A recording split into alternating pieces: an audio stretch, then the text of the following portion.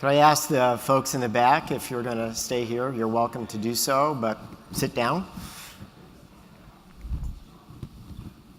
So hello, everyone. My name is Jack Lynch. I am the CEO of Houghton Mifflin Harcourt.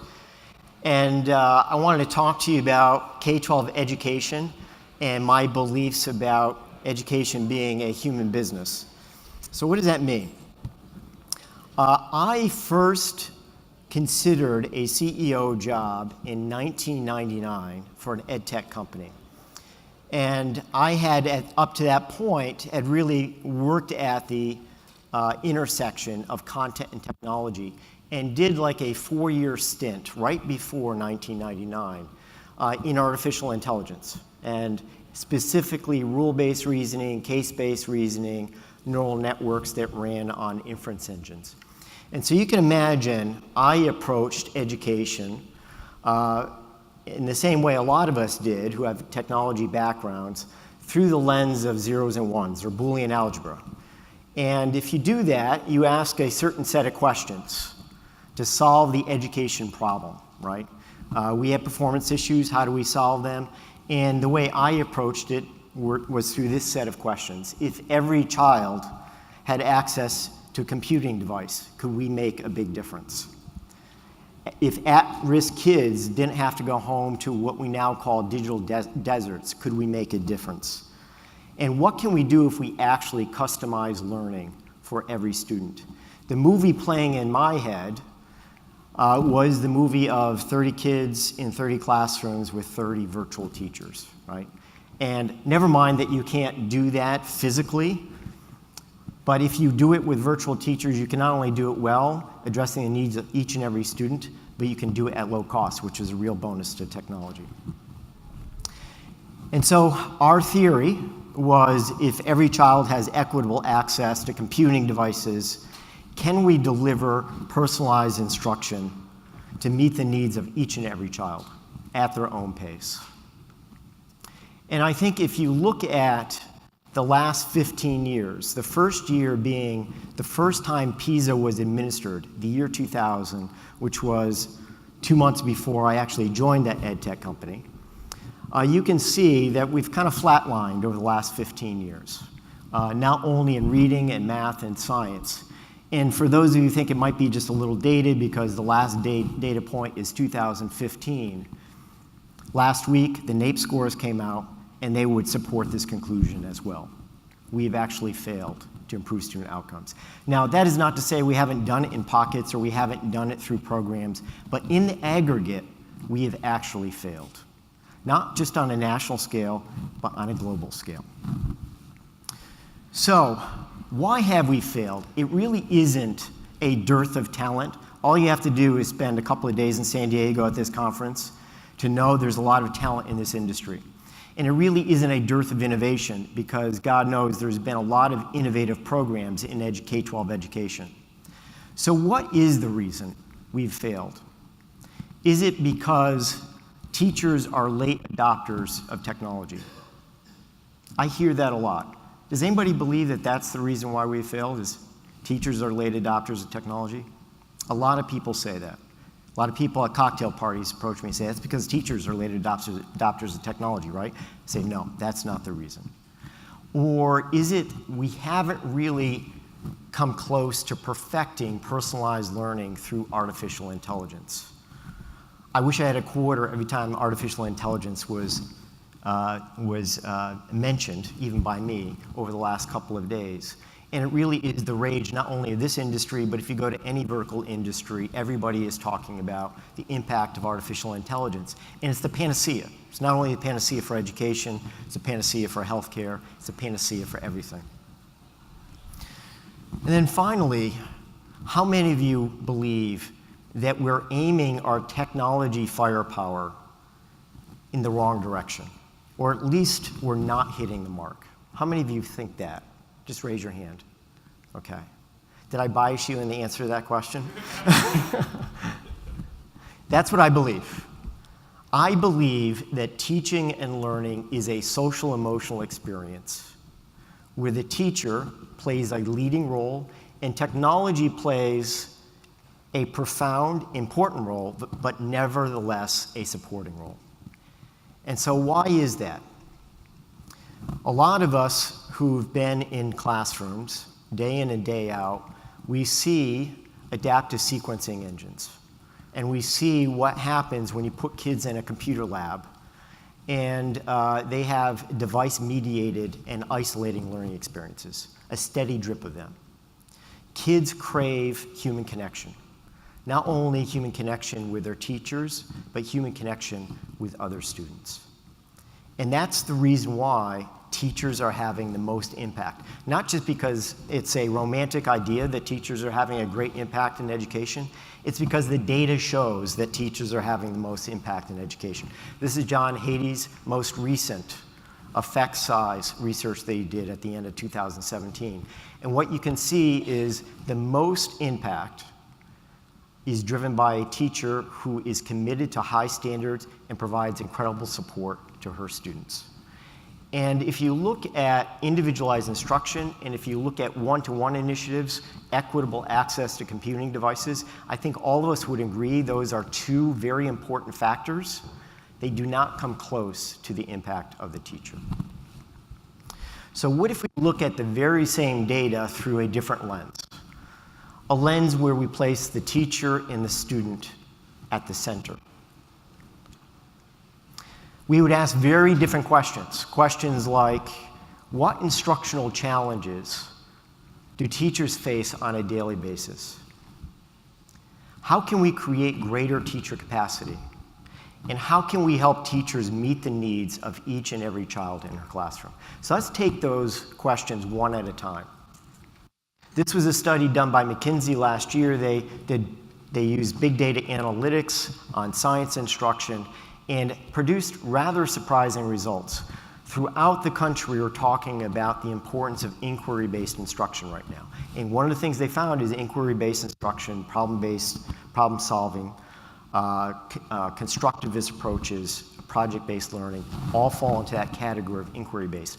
All of them are important, but direct instruction, in most cases, and inquiry-based, in a few cases, is the sweet spot, the plus 26 in the blue circle.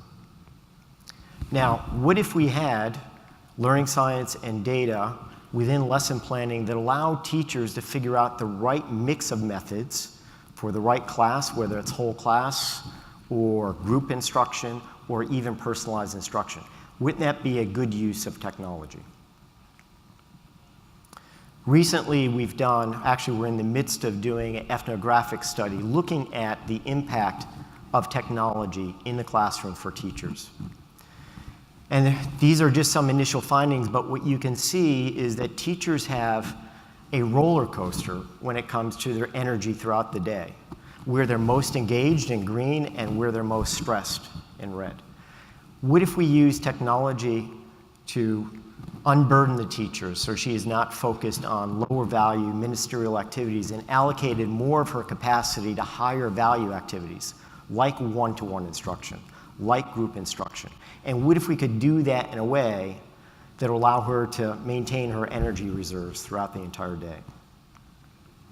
And then finally, how can we help teachers meet the needs of each child in their classroom? This happens to be data from an at-risk major urban school district. And what you can see on the left are those kids who have intensive, multi-tiered support needs. And what you can see on the far right are those kids are performing ahead of grade level. And you can see every student group in between the two. This teacher in particular is navigating a 3+ grade level difference between those two extremes. How can you help a teacher meet the needs of each and every one of those students? So we believe that the highest and best use of technology is to really extend the teacher. In particular, 3 discrete ways. One is to increase the capacity of a teacher. So what does that mean? Talked about those time-draining activities, like, for example, grading assessments. Right now, we have a problem in K-12 education. We are not producing fluent writers. Why are we not producing fluent writers? Because teachers do not assign writing practice. Why do teachers not assign writing practice? Because they have to grade writing practice, right? It's very time intensive. What if we use machine learning and peer rubrics to help unburden her and allow her to increase her capacity to provide very specific, high-impact feedback for her writers? Wouldn't we have more purposeful writers? Wouldn't we have more fluent writers if we could increase her capacity using technology, in this case, machine learning and peer rubrics? Insight. We're actually doing a pretty good job at Insight, and better every year. It's how do we capture insight not only in student mastery and proficiency, but importantly, student growth. And then for dealing with variation in the classroom, how do we use that insight to group kids by academic ability and allow a teacher to target her instruction in a highly differentiated way to each and every one of those groups, or to go further and have that instruction targeted in a personal one-to-one way? How can we use even adaptive sequencing engines for personalized practice so students can build fluency in math and in reading? Last week, I had the opportunity to listen to, last Friday, as a matter of fact, in DC, John Hattie, who produced the effect size research I showed you earlier. And he said something that I thought was both profound and jarring.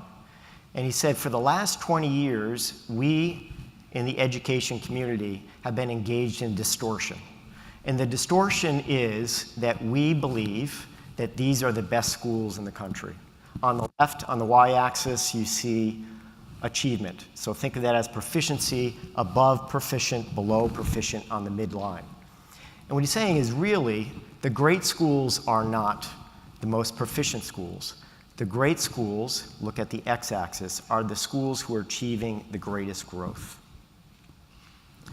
So we have a teacher I wanted to talk to you about. Her name is Amy Nastu, and she teaches in the Norwalk School District in Connecticut. Norwalk has about 60% of their students with high needs. 40% of their students are below proficient in math. And what Norwalk has done is actually taken a holistic view of improving math performance. This happens to be in middle school. The first is in-person professional development combined with a virtual learning community across all of the middle schools in the Norwalk School District. In addition, a coach by the name of Joan that visits Amy once a month and provides coaching to help her increase her ability in math instruction. In addition, core curriculum that helps Amy differentiate the instruction. And then finally, a growth monitor, a measure that allows her to identify how her students are progressing over the course of the year. And then also, for those kids who are below proficient, who need intervention, what Norwalk has done is increased, for those kids, 45 minutes more of math instruction each day. That's actually changing the schedule to accommodate more math instruction. And if you look at the results, they're breathtaking.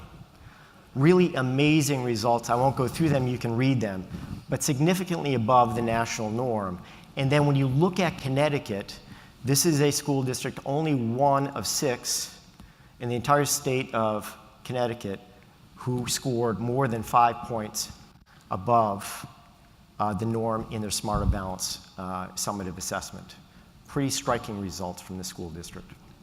And this essentially is the experience that we want to create for our teachers in these school districts, and it has inspired the vision of our company, the Learning Company vision, which is based on the fact that we are no longer merely a publisher focused on creating great content. Great content is important, it's necessary, but it's insufficient. Evidence-based content plus great actionable insight plus services and professional learning holistically orchestrated in such a way to improve student outcomes. So to sum up, teaching and learning is a social emotional experience. We have to be careful about the dosage of device-mediated learning experiences. If we're not, we will dehumanize the learning environment. Second, technology's highest and best use is to extend the teacher, Allow her to have more engaging and enriching experiences with her students. Less time on lower value activities, more time on higher value activities. And then finally, HMH's learning company ethos embodies these principles. Why? Because education is a human business. Thank you very much.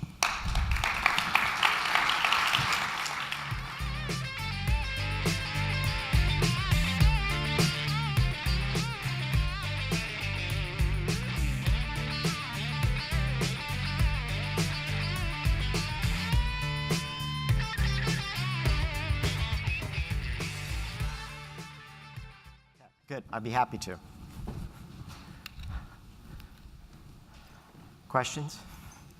Yes, Karen. So how is Harcourt now as a company different from 10 years ago, 20 years ago?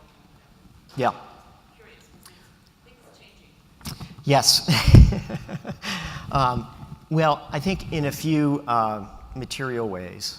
If you were to look at the company 10 years ago versus now, we acquired Scholastic's edtech division, which gave us an entire intervention product line. So whereas we're a bit more focused on, you remember that chart with all the colors and the bell curve, a little bit more focused on grade level content, we are now focused on the entire spectrum of serving the needs of all those students. And that's probably the most material way.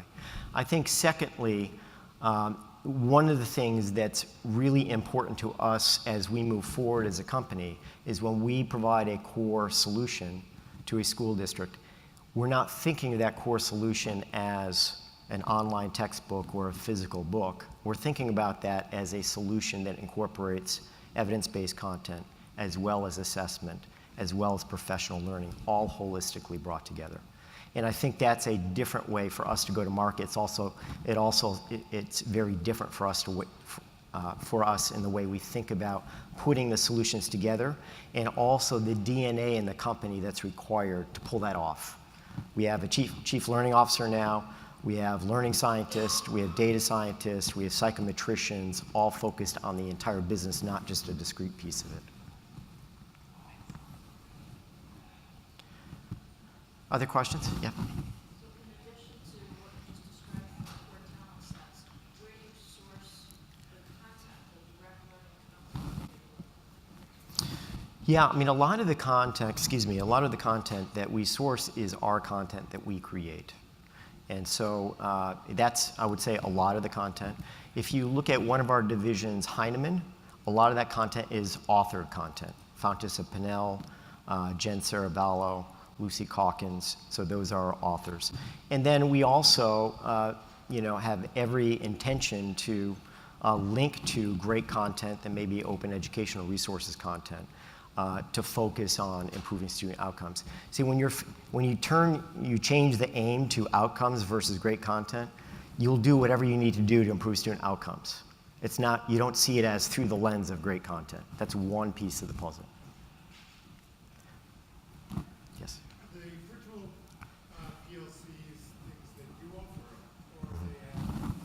It's what we offer. We offer the training on virtual PLCs, and then they conduct those virtual PLCs at their school district. It's virtual, so it's using asynchronous text or video? In this particular case, I think, Rose, this is online, synchronous kinds of virtual learning communities. And so they would use a mediated space of a community space to have that kind of PLC. Yeah. Other questions? Yeah. Did you decrease the time for making your product because sometimes several months? Yes. Unhappily, no, the gestation process for a product remains the same. And I think that's when you think about creating a great solution, you think of all the work, a multi-year process of doing the research, doing the design, testing that design with customers upstream in the process, and then finally delivering the product at the end. It takes a while to do it right. Yes? I love the focus on social emotional learning and kind of incorporating that as part of the vision. Mm-hmm. You also talked about measuring outcomes. Any progress or thoughts about how you're going to link the two and really measure the SSO? Yeah, I think that's a great question, and there are companies and organizations now that have some nascent measures to measure social emotional learning, and they use a lot of proxies for that in terms of data. We do not at this time, but it's certainly something we are taking a look at. Okay? Thank you very much.